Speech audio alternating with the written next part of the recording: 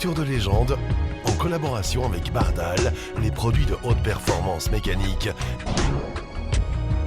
et avec Trippy, la solution par excellence pour le chronométrage et le suivi par GPS.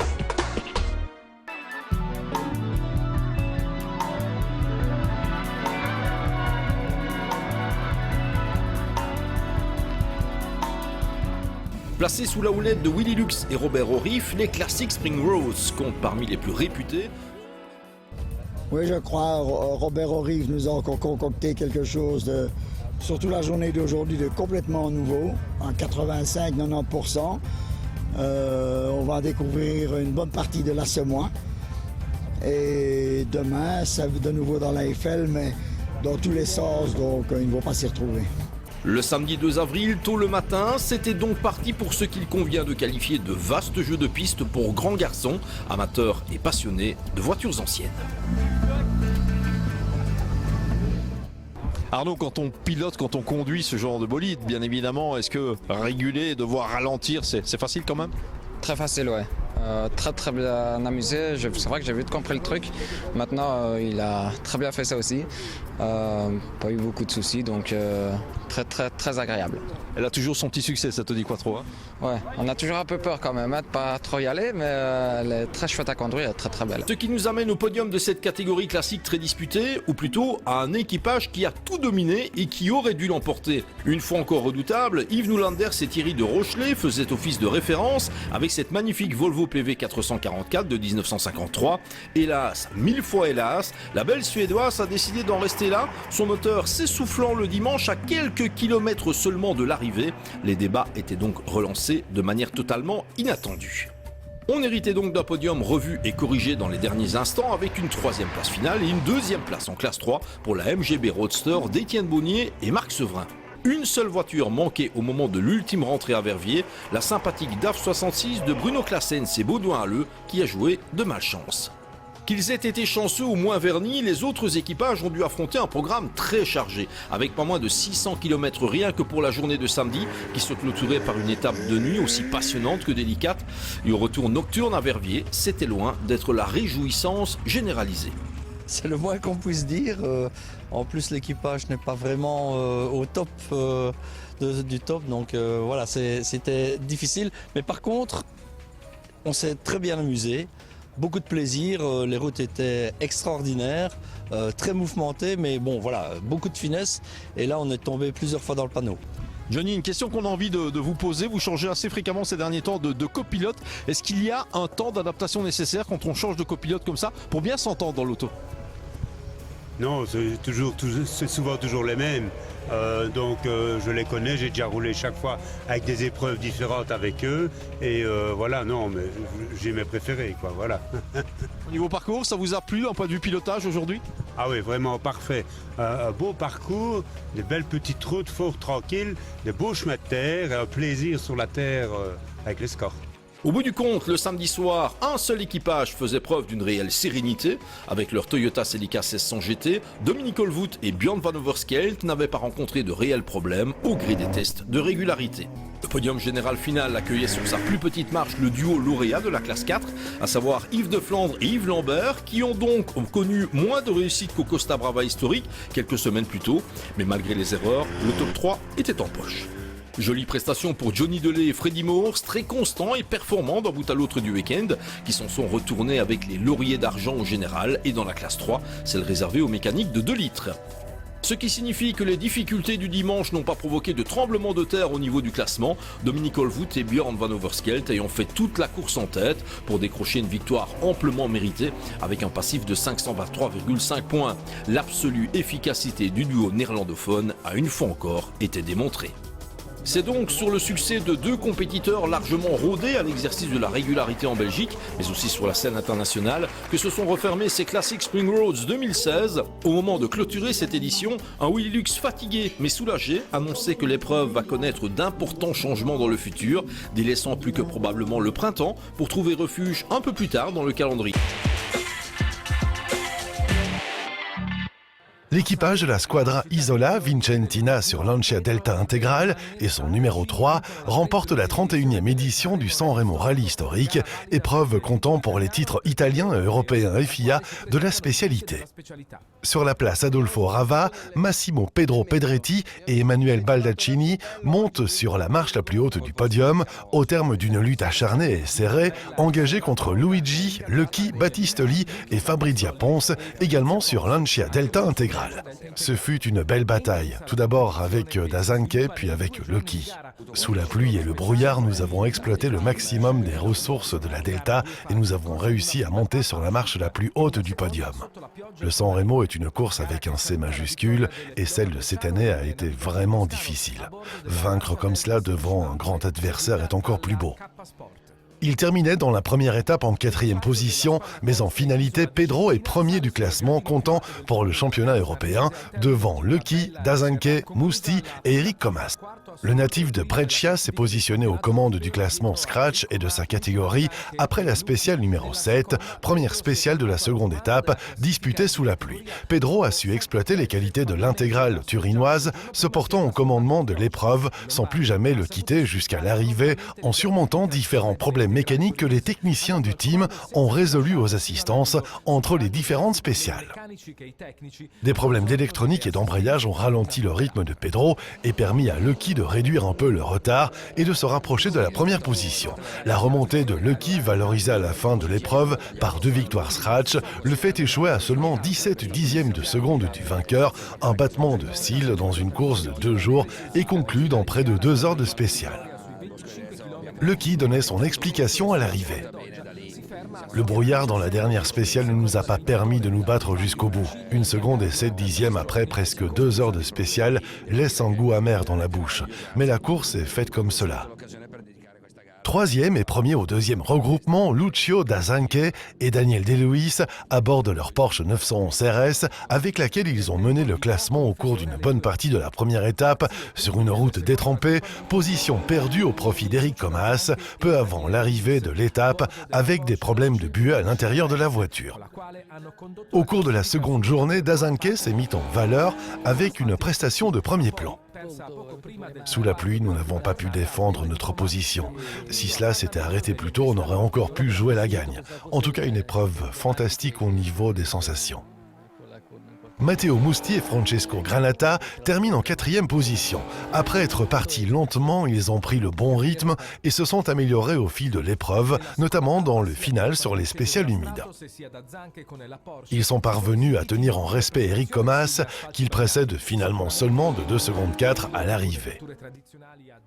Le Français au volant d'une Lancia Stratos HF avait rencontré des problèmes d'alimentation électrique, n'a pas pu défendre sa place de leader à laquelle il avait bien terminé la première étape et termine donc en 5e position en général.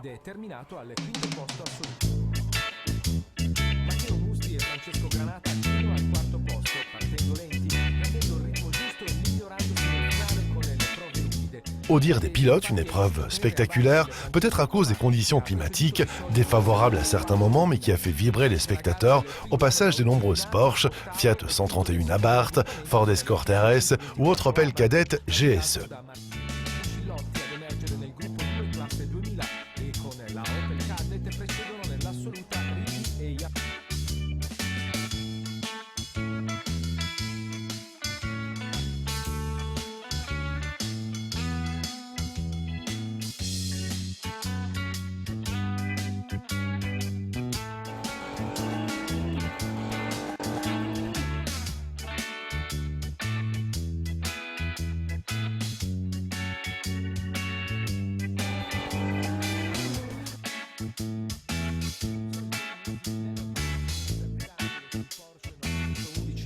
La chance n'était pas au rendez-vous pour 2 autres équipages français, avec l'abandon de Cazot le premier jour et du niçois Gerdavo le second jour, tous deux sur Ford Sierra Cosworth.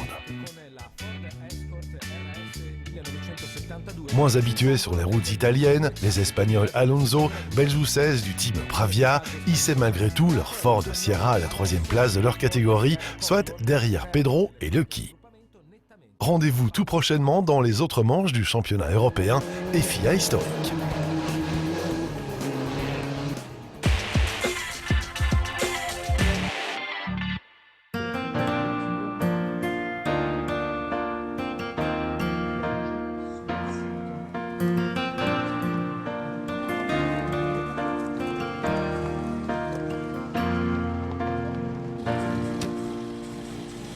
Pour son 15e anniversaire, les organisateurs de l'Ardennes Roads n'avaient pas hésité à innover sur un certain nombre de points, tout en renforçant le côté festif de cette épreuve à nul autre pareil.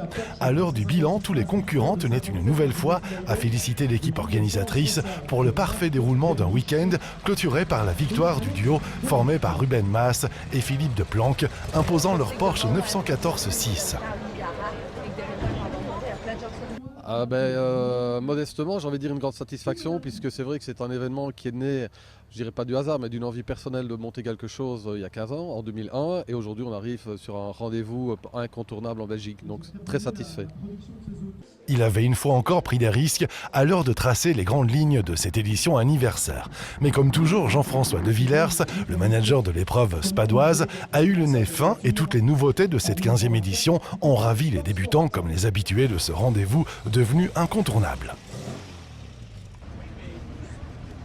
Avec 150 voitures au départ, l'épreuve spadoise avait battu tous les records d'engagement et cela faisait très plaisir de voir que la position des dates au calendrier n'a eu guère d'influence sur la liste des engagés.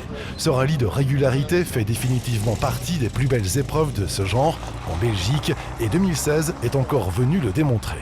Pourtant, les conditions climatiques n'ont guère épargné celui-ci avec des averses de neige et de grêle pendant le week-end. Il était à souligner la vaillance des équipages qui ont été jusqu'au bout. Et cela ne les a pas empêchés de tirer les éloges à l'arrivée. Trippi, le partenaire idéal de la régularité? Je pense, en tout cas, c'est ce que nos clients disent, puisque ça fait maintenant quand même quelques années que nous travaillons pour des grands rallyes. L'ING, c'est un peu nouveau, mais on a commencé avec le Dakar, bien sûr, et puis on a rapidement travaillé pour le rallye de Monte-Carlo au niveau régularité. En quoi Trippi justement apporte une valeur ajoutée au rallye de régularité et à la compétition automobile? Bien, la première chose, ça amène de la sécurité, puisque les systèmes sont des systèmes connectés qui permettent à l'organisateur, au PC course, au directeur de course, d'avoir en permanence une vue sur l'ensemble du rallye, à savoir où sont les concurrents, s'ils sont à l'arrêt, s'il y a un problème. Ça permet de faire des contrôles de vitesse, alors ça ne plaît pas toujours aux concurrents, mais je pense que c'est vraiment une nécessité pour que les traversées de village soient respectueuses, on va dire. Et puis après, ça permet de rendre un rallye beaucoup plus sportif, puisqu'on peut mettre autant de points de chronométrage que l'on veut. On a également les données en temps réel, donc ça permet de faire des classements en temps réel. Quelles sont les réactions des concurrents justement d'avoir un Trippi? Elles sont très bonnes.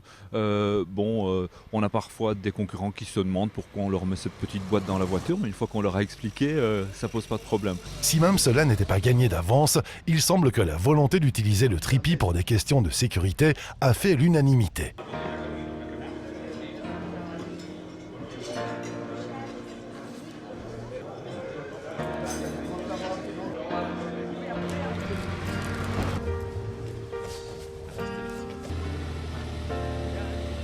Comme le veut la tradition, le parcours toujours signé Robert Rorif était exceptionnel. Pour cette 15e édition, le terrain de jeu avait été agrandi en visitant l'Allemagne et le Luxembourg le samedi. Le deuxième jour, retour en Ardennes et dans le Condro avec des routes empruntées conservant toujours une certaine exclusivité. Sans oublier une ambiance unique en son genre grâce au partenariat avec le Knockout, autre pépinière de passionnés de la voiture ancienne du nord de la Belgique.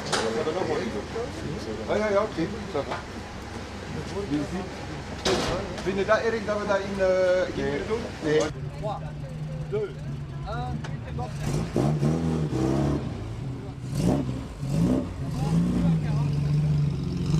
Dès le samedi, la Porsche 914-6 de Ruben Maas et Philippe de Planck s'était installée à la première place du classement provisoire devant la Volvo PV444 de Jean-Jacques Martens et à Sweetpeak, et la Porsche 356 de Michel Clojean, copilotée par Robert Van de Vorst.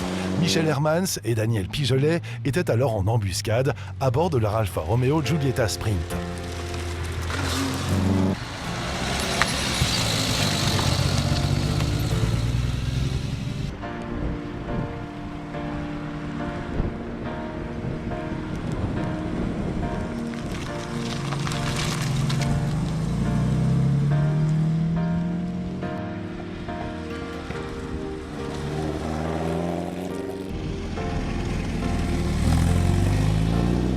La jolie Porsche 914-6 était toujours solidement en tête, mais elle devait désormais se méfier de l'équipage 356, victorieux 12 mois plus tôt. La troisième place provisoire était alors occupée par la Shelby Cobra 289 de l'équipage formé par Jacques et Mathieu Castelin, tandis que la PV 444 pouvait encore jouer le podium. Le dimanche, malgré les conditions délicates rencontrées, le classement n'évoluera plus. Ce sont ces 4 équipages qui passeront le podium dans le même ordre. A noter qu'à bord d'une jolie Triumph TR250, le duo féminin formé par Martine Hermans et Barbara Wölstek a remporté la victoire chez les dames. La seconde place revenait à l'équipage Patricia Franck vers le Verscoris sur une Porsche 911. Des dames qui n'ont pas tremblé face à la météo peu printanière et qui ont démontré une nouvelle fois un joli coup de volant puisque les lauréates terminaient au 38e rang du classement général.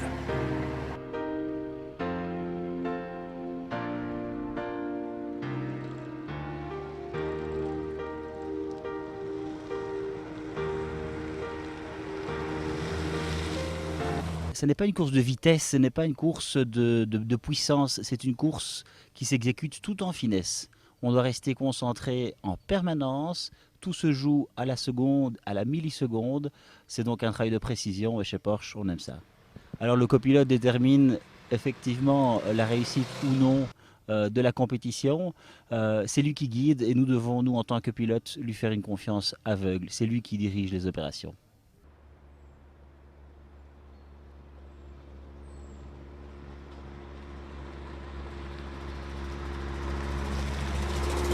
Malgré une météo très hivernale, les concurrents ont fait preuve d'endurance et de persévérance puisque 112 équipages ont passé le podium final le dimanche après-midi au centre de Spa. Mais aussi la place royale de Spa qui a connu un succès sans précédent. L'ambiance était tout bonnement exceptionnelle. Et puis comment ne pas être content du résultat sportif qui a couronné le duo Mas-De Planck sur une Porsche 914-6, second en 2015 devant Clojean et Van de Vorst, ceux qui l'avaient remporté l'an passé à bord de leur belle Porsche 356. Autant dire que la marque allemande fut une nouvelle fois à la fête. C'est pas parce qu'il se passe à Spa que c'est un rallye spadois ou francophone, loin de là. On a aujourd'hui 2/3 des concurrents qui viennent des Flandres et on a même quelques équipages, un qui vient de Madrid. On a des Anglais, on a des Néerlandais, donc c'est clairement une vocation européenne. Fort de ce bilan très positif, et dès qu'elle aura apprécié ce nouveau succès à sa juste mesure, l'équipe Trajectoire pourra alors se pencher vers d'autres horizons puisqu'elle organisera du 19 au 25 août prochain la renaissance de la mythique épreuve Liège-Rome-Liège. Mais cela, c'est déjà une autre histoire. C'est le grand frère, le Liège-Rome-Liège. Du 19 au 25 août, on démarrera de Liège, plein cœur, et on ira jusqu'à Rome même. On rentre dans la ville et on terminera là le jeudi soir.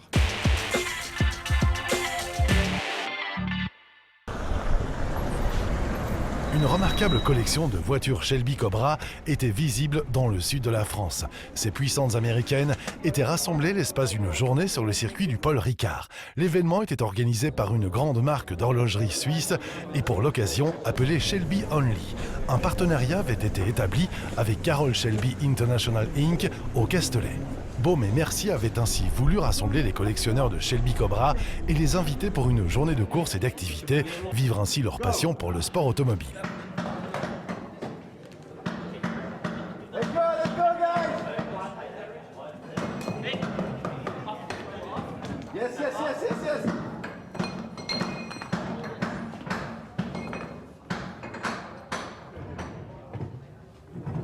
Quand je regardais les Shelby en course et l'histoire de Shelby, la première chose que je comprenais, c'était un homme derrière ce passé. C'était Carroll Shelby. Il était un visionnaire. Il était un homme très exigeant et très innovant. Nous partageons avec Baume et Mercier ces mêmes valeurs. Si vous observez le passé, notre fondateur avait le même objectif. Une harmonie s'imposait pour ainsi dire, et donc nous devions faire de grandes choses ensemble. Cet objectif a été atteint de toute évidence, les invités montraient un large sourire après avoir participé à soulever tour après tour leur passion à grande vitesse sur ce merveilleux circuit du Var. La philosophie est de faire quelque chose qui n'a jamais été fait auparavant en Europe. C'est seulement avec des Shelby. 29 Cobra des 427, GT40, GT350 sont présentés à cette grande rencontre. C'est un événement extraordinaire. Une des caractéristiques de la journée était un départ style Le Mans. Les pilotes ont couru depuis le côté opposé de la piste vers leur voiture et essayé de prendre le plus rapidement possible la tête. Les fabricants de montres courent après le temps. Voilà ce que nous faisons aussi dans la course. Nous courons après le temps. C'est donc une bonne combinaison. Le manufacturier a utilisé l'événement pour lancer 4 nouveaux chronographes Kepland Shelby Cobra 1963. Chaque modèle tire son nom et le numéro de course des légendaires pilotes Shelby Cobra comme Dan Gurney, Ken Miles, Dave McDonald et Grant Allen. Nous avons essayé de faire quelque chose de juste entre les deux, entre Cobra et Baume. Reconnaissable dans le style des montres Baume et Mercier, c'est donc un hommage à Cobra. Par exemple, lorsque nous avons vu ces 2 bandes horizontales, au début nous avons pensé à les faire jaunes, mais à la fin c'était trop voyant, donc nous sommes revenus à quelque chose de plus discret. Les 2 bandes noires, c'est aussi discret sur le cadran, mais juste à garder une petite différence. Alan Grant était présent sur le circuit. Oh, pour l'amour de Dieu, mon cœur peut s'arrêter à chaque battement, car cela me ramène à quantité de souvenirs. Car j'ai travaillé sur ces voitures, les conduire et gagner sous un drapeau à damier, c'est tout simplement incroyable. La Shelby Cobra est une voiture de sport contemporaine produite dès 1962. À l'origine, avec 2 portes Formule Roadster et un puissant moteur Ford V8, la Cobra a été construite au Royaume-Uni et aux États-Unis. La voiture est née lorsque le concepteur américain Carroll Shelby a demandé au fabricant britannique AC Car de construire une voiture afin de mettre en petit bloc V8. De nombreuses variantes ont suivi, dont certaines avec une augmentation importante de la puissance moteur. Aujourd'hui, les Shelby Cobra sont recherchés par les amateurs ou les passionnés fortunés. Le numéro de course préféré de Carroll Shelby était le 98 et d'un Cobra bleu comme cela se remarque sur les vestes des participants au circuit Paul Ricard.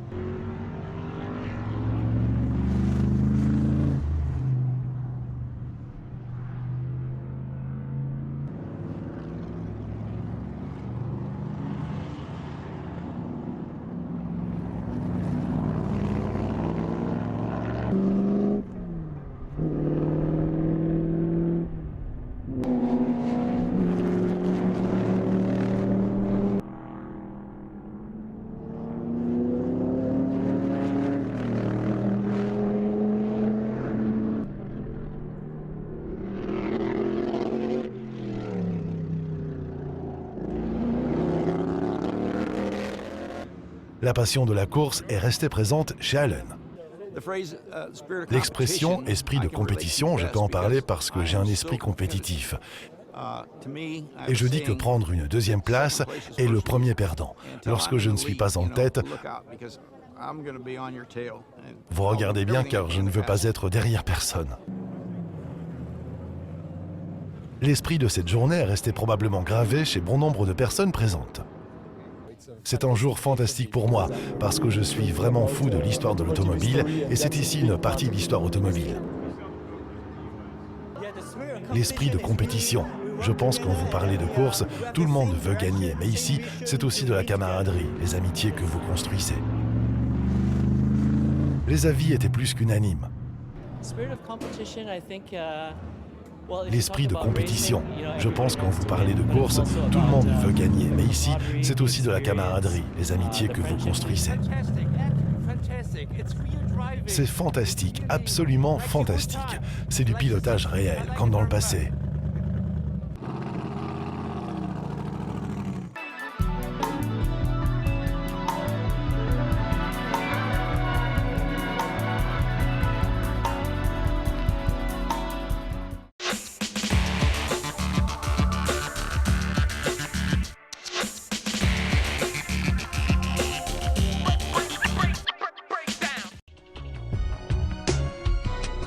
Voiture de légende, en collaboration avec Bardal, les produits de haute performance mécanique,